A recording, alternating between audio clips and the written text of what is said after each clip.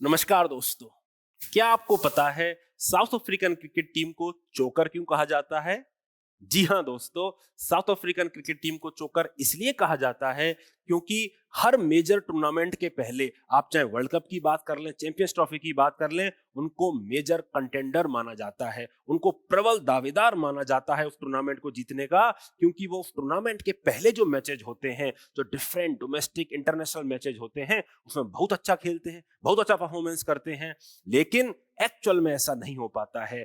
जब उस major tournament का कोई हाई प्रेशर गेम आता है, सेमीफाइनल आता है, क्वार्टर फाइनल आता है, तो वो उतना अच्छा नहीं खेल पाते, अपनी क्षमताओं के अनुरूप परफॉर्म नहीं कर पाते। तो क्या दोस्तों ये हाल आपका भी है? क्या ऐसा है कि साल भर आपकी पढ़ाई बहुत अच्छी होती है, आप मॉक टेस्ट में भी डिसेंट परफॉर्म करते हैं, बट यूपीएससी का मेंस लिखने का मौका आपको नहीं मिल पाता?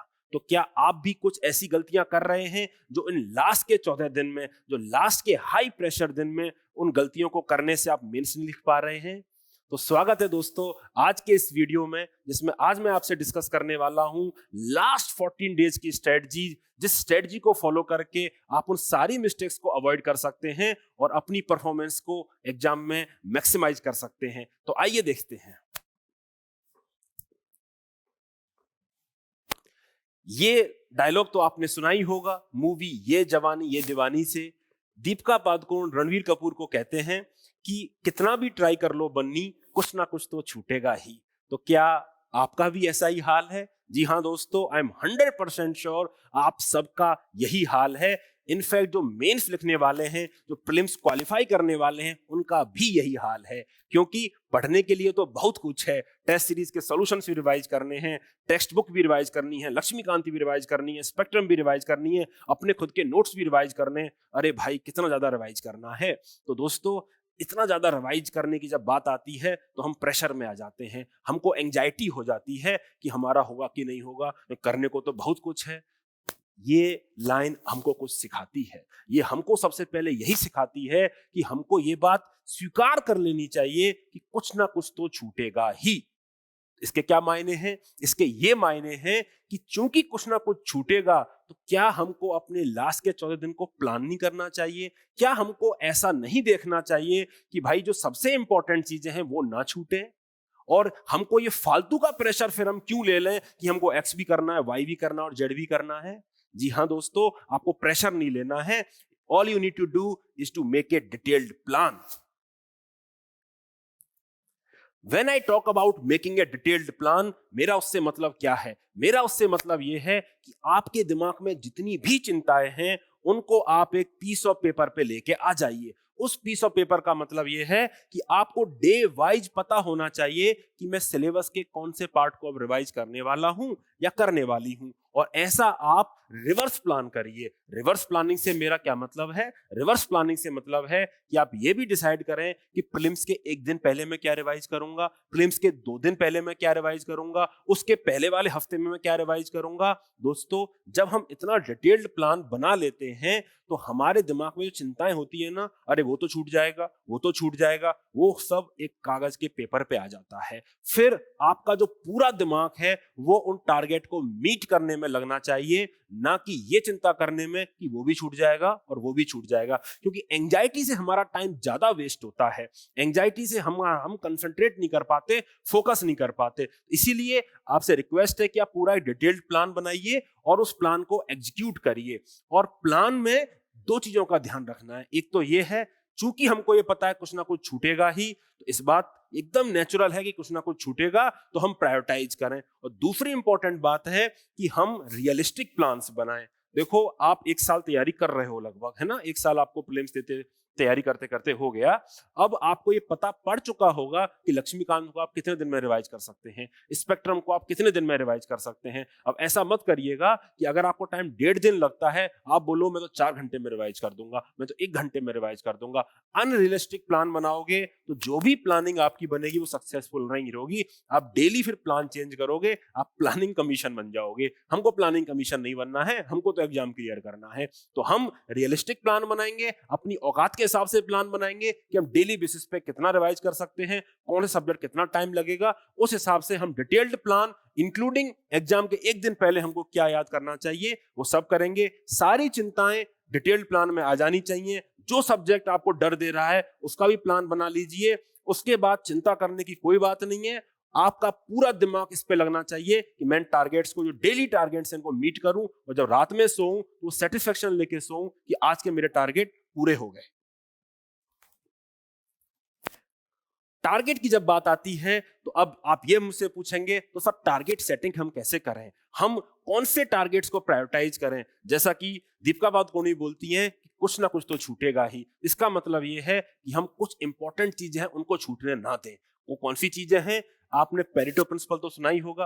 पेरेटो प्रिंसिपल क्या कहता है कि 20% ऑफ एफर्ट 80% रिजल्ट देता है। इसका मतलब क्या है? इसका मतलब यह है कि आप कोई सा भी सब्जेक्ट उठा लीजिए अपने प्रीलिम्स के पेपर से, आप उस पेपर में, उस सब्जेक्ट में आइडेंटिफाई डेफिनेटली कर सकते हैं कि कौन से टॉपिक हाई यील्डिंग एरियाज हैं।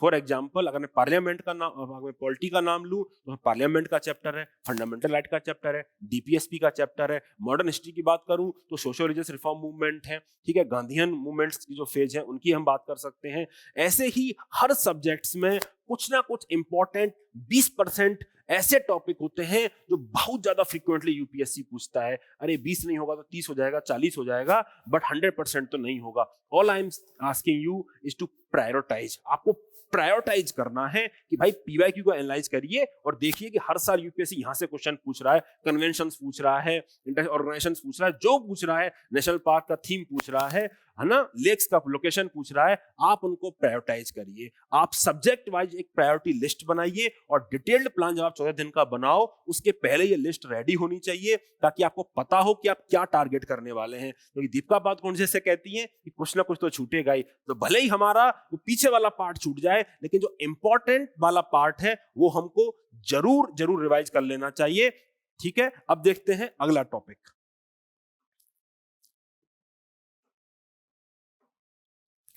अगला टॉपिक जो इंपॉर्टेंट है आपको ये डिसाइड करने में कि भाई क्या हमको रिवाइज करना चाहिए। एक तो हो गया पेरेटो ऑप्टिमैलिटी, कि आप पेरेटो ऑप्टिमैलिटी लगाइए, आप प्रायोरिटाइज करिए।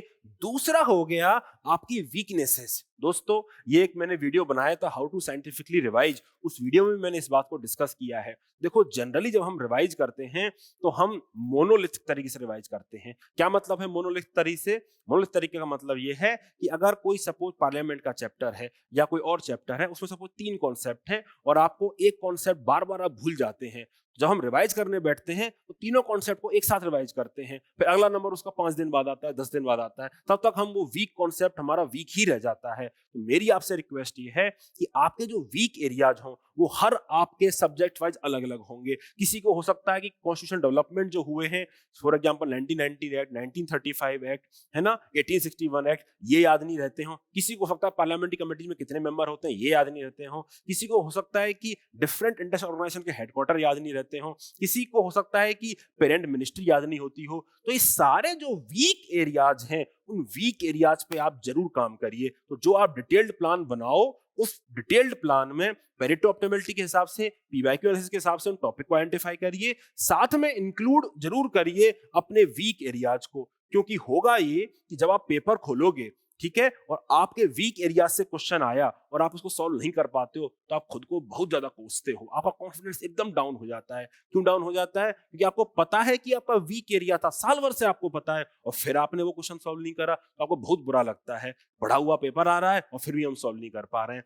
दूसरी इंपॉर्टेंट बात यह है कि डिटेल्ड प्लान नहीं बनाओगे तो दिमाग में चिंता खाई रहेगी, और चिंता से तो मोस्ट इंपॉर्टेंट जो जो क्वेश्चंस हैं जो सब लोग सॉल्व कर रहे होंगे वो भी आप सॉल्व नहीं कर पाएंगे। तो एक्चुअल एग्जाम में आपको चोक करा देगा, आपकी परफॉर्मेंस को बहुत कम कर देगा। तो इन दोनों बातों का आप ध्यान रखिए जब अपना डिटेल्ड प्लान बनाएं।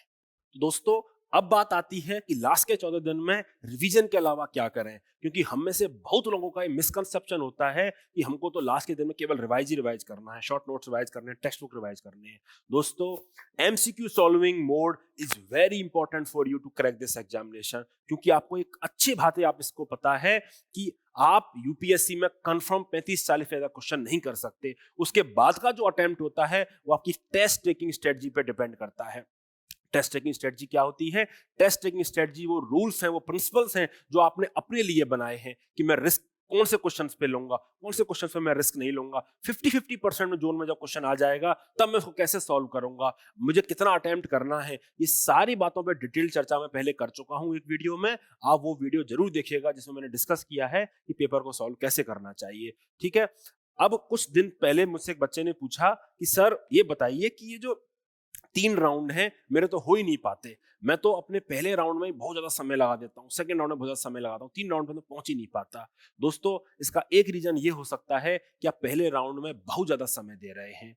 दोस्तों, पहले राउंड में बहुत ज्यादा समय मत दीजिए, पहले राउंड में केवल 60 या 65 मिनट आप दीजिए। आपका पहले राउंड सॉल्व करने का बस आपको 4 चीजें करनी है। 4 चीजें क्या करनी है? जो 100% आपको आता है उसको तो आप मार्क कर दीजिए। ठीक है, आपने क्वेश्चन पढ़ा, बहुत आसान है, आपका पढ़ा हुआ आ गया, आप OMR में उसको साइमल्टेनियसली मार्क कर दीजिए। दूसरी चीज आपको ये करनी है कि जो 50-50% जोन वाले क्वेश्चन हैं उनमें बस आप एलिमिनेट करके रख दीजिए, उन पे सोचो मत, क्योंकि अगर आप सोचने बहुत ज्यादा लग गए उन क्वेश्चंस पे तो आपका टाइम बहुत चला जाएगा। ऐसा हो सकता है कि जब आगे के क्वेश्चंस आप सॉल्व करो तो आपको ऐसा कोई फैक्ट याद आ जाए जिससे ये क्वेश्चन आपका बहुत जल्दी सॉल्व हो जाए, या ऐसा हो सकता है कि जब दोबारा सॉल्व करने आओ तो वो चीजें आपको दोबारा रिवाइज हो जाए। क्योंकि अगर आप पहले राउंड में बहुत ज्यादा टाइम दे देते हो, चांसेस है कि आप बहुत आसान क्वेश्चन को गलत कर दोगे, उनको छोड़ दोगे, और जो मल्टीपल इटरेशन में जो एक्यूरेसी निकल के आती है वो एक्यूरेसी आपके पास नहीं आएगी। तो आप बस ये करिए, 50-50% में जोन में डाल दीजिए, लिख दीजिए कि आंसर बी या डी में से है, ए और सी को क्रॉस कर देना, और क्वेश्चन के ऊपर ये गोला लगा दो कि भाई ये 50% जो क्वेश्चन है मैं इसको सेकंड राउंड में सॉल्व करूंगा। तीसरा जो चीज है उसको आप एक ऑप्शन जिसमें आप एलिमिनेट करते हो, सिंगल ऑप्शन, ठीक है, उस क्वेश्चन के ऊपर आप ऐसे ट्रायंगल टाइप का बना सकते हो, आगे सॉल्व मत करो। आपने देखा कि ये यार ये सी ऑप्शन इसमें नहीं हो सकता, तो आंसर ए बी डी में से है, ट्रायंगल लगाइए और आगे बढ़ जाइए। बहुत ज्यादा सोचना विचारना इस क्वेश्चन पे आपको नहीं है। ठीक है, इस बात का आप ध्यान रखें। और चौथा क्वेश्चन होगा जिसके बारे में आपको कोई भी क्लू नहीं है, आप कुछ भी सोच के वो क्वेश्चन सॉल्व नहीं कर पा रहे, उसको यहीं काट दीजिए, उस क्वेश्चन को आप देखेंगे भी नहीं। क्योंकि इस क्वेश्चन को अगर आपने देखा तो आप ना तो इस बी और डी पे सोच पाएंगे, ना तो कोई प्रिंसिपल के संग आ पाएंगे कि भाई मैं किस बेसिस पे, किस लॉजिक पे क्वेश्चन को अटेम्प्ट कर रहा हूं, ना आपकी एक्यूरेसी इन क्वेश्चन में बढ़ेगी। इन क्वेश्चन को आपको देखना नहीं है। तो पहले राउंड का जो उद्देश्य है वो बहुत ही क्लियर है कि हमको अपने क्वेश्चन 4 कैटेगरी में डिवाइड करने हैं। पहले कैटेगरी का OMR मार्क कर देने हैं, बाकी क्वेश्चन पे ये सर्कल और ये ट्रायंगल लगा देने हैं। अगली बार में खाली सर्कल और ट्रायंगल को ही देखूंगा, इनको तो देखूंगा भी नहीं। इससे क्या होगा, मल्टीपल इटरेशंस में आपकी एक्यूरेसी बहुत बेहतर होती चली जाएगी और आपकी रिकॉल भी बहुत बेहतर होता चला जाएगा। तो test taking strategy MCQ solving mode में आप जरूर रहिए, डेली बेसिस पे कुछ ना कुछ क्वेश्चंस आप जरूर सॉल्व करो। बेहतर होगा UPSC के PYQ सॉल्व करो। PYQ अगर याद हो गए हैं इतनी बार बार सॉल्व करके तो किसी रेप्यूटेड कोचिंग का सॉल्व कर लो। मल्टीपल आपके पास ऑप्शंस है, और आप लेकिन test taking MCQ solving mode में जरूर रहिए। केवल पढ़ने पे काम मत करो। Knowledge is not same as wisdom, wisdom is the application of knowledge, और प्रीलिम्स में एप्लीकेशन से इंपॉर्टेंट कुछ भी नहीं है। You must learn how to apply your knowledge.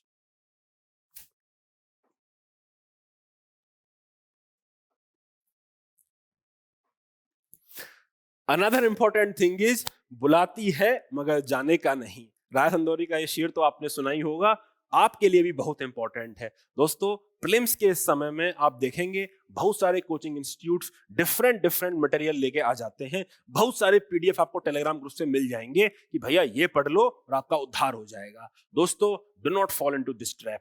अब तक आपने जो पढ़ लिया है वो बहुत है। आपका ऐसा नहीं होने वाला है कि जो नया आप पढ़ोगे उसी से क्वेश्चन आ जाएगा। आप खुद ही सोचिए, साल भर जो आपने नहीं पढ़ा, लास्ट के 15 दिन में कितना प्रोबेबिलिटी है कि उससे क्वेश्चन आ जाए। 100 ही क्वेश्चन तो आने हैं।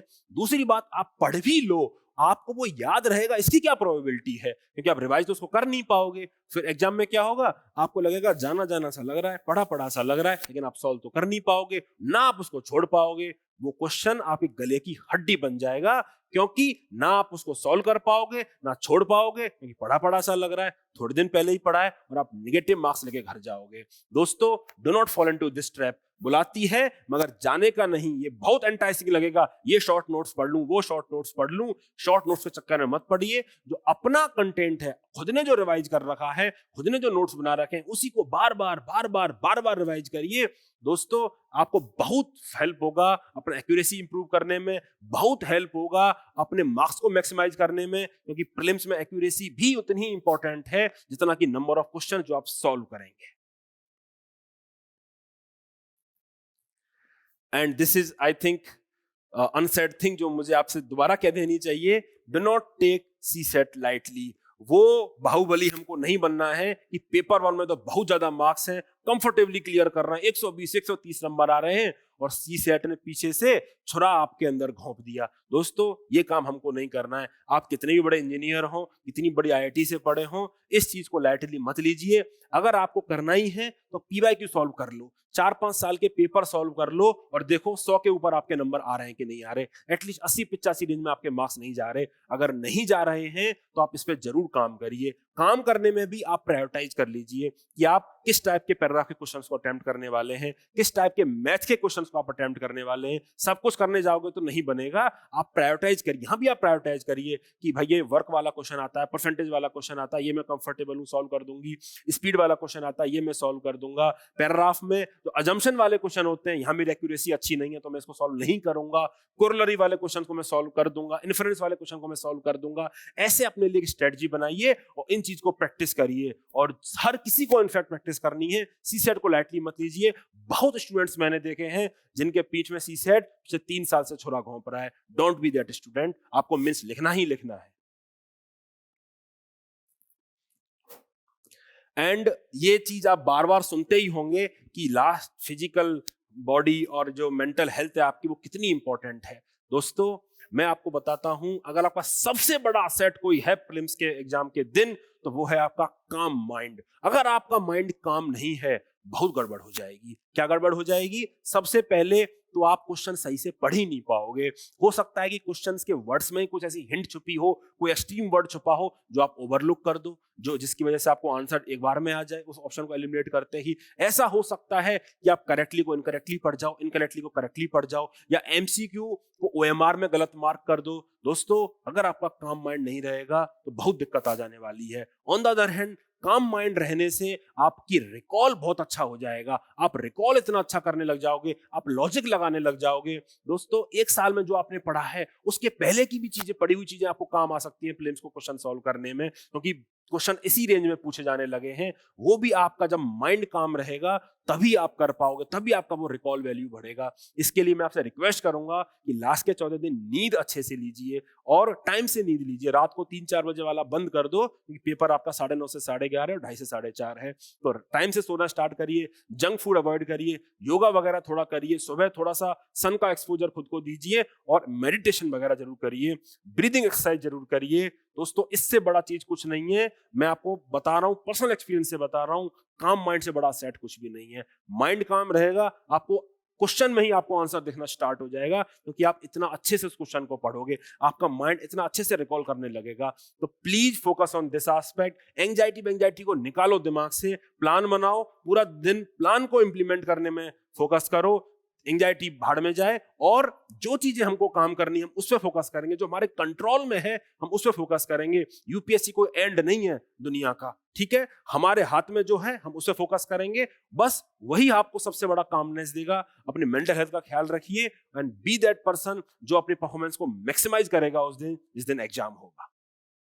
Another important thing before I sign off from this video is, आप में से बहुत सारे ऐसे स्टूडेंट्स होंगे जिनके मॉक्स में शायद अच्छे मार्क्स नहीं आ रहे हैं, जिनके लिए रिवीजन में शायद बहुत चीजें बची हुई हैं, और उनको ऐसा लगता है उनका तो अब प्रीलिम्स होगा ही नहीं। दोस्तों मैं उनको ये पिक्चर याद दिलाना चाहता हूँ। जब लास्ट ईयर एशिया कप शुरू होने वाला था तो फैन से पूछा गया कि क्या लगता है आपको कौन सी टीम जीतेगी।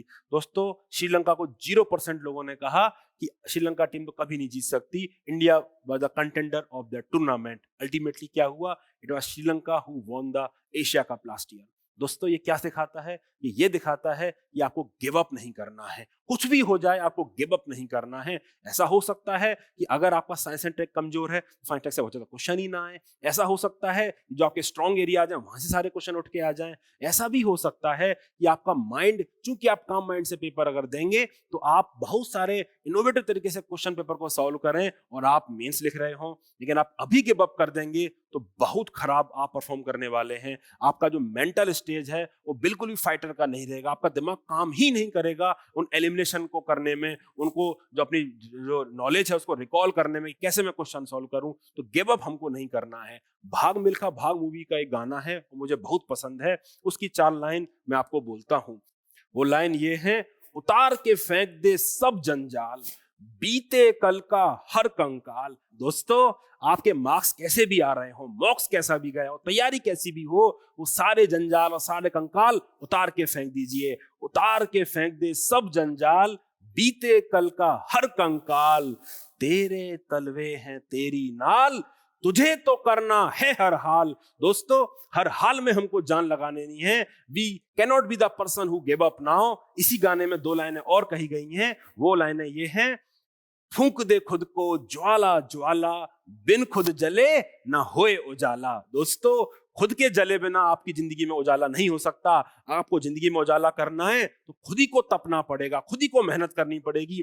तपने का मतलब, जलने का मतलब ये बिल्कुल नहीं अग्नि स्नान करना है। तपने का मतलब है जो मेंटल स्ट्रेस से आप गुजर रहे हो, जिस ट्रॉमा से आप गुजर रहे हो, अपनी जिंदगी में इतने सेक्रीफाइसेस आप कर रहे हो, यही आपका तपना है। And I am sure one day आपकी जिंदगी में भी उजाला आएगा, बट तभी आएगा जब अब आप गिव अप नहीं करेंगे। अब हम लगातार मेहनत करेंगे जब तक कि हमको अपनी मंजिल नहीं मिल जाएगी। तो दोस्तों, I am sure in strategies को आप फॉलो करेंगे और मेंस प्रीलिम्स में अपना मार्क्स को मैक्सिमाइज करेंगे और मेंस इस साल जरूर लिखेंगे। Please join my channel, that is Piyush UPSC, in the Telegram search field, just type this, you will find the Telegram channel, जिसमें मैं ऐसी कुछ और बातें आपसे डिस्कस करने वाला हूं। You can also join the IAS hub Telegram channel, जिसमें जो करंट अफेयर से इंपॉर्टेंट चीजें हैं, इंस्टीट्यूट के डिफरेंट फ्री इनिशिएटिव्स क्या हैं, उनके बारे में भी हम सूचना देते रहते हैं। तो दोस्तों, wish you all the best for your prelims examination. मिलते हैं बहुत जल्दी। Bye bye, Tata.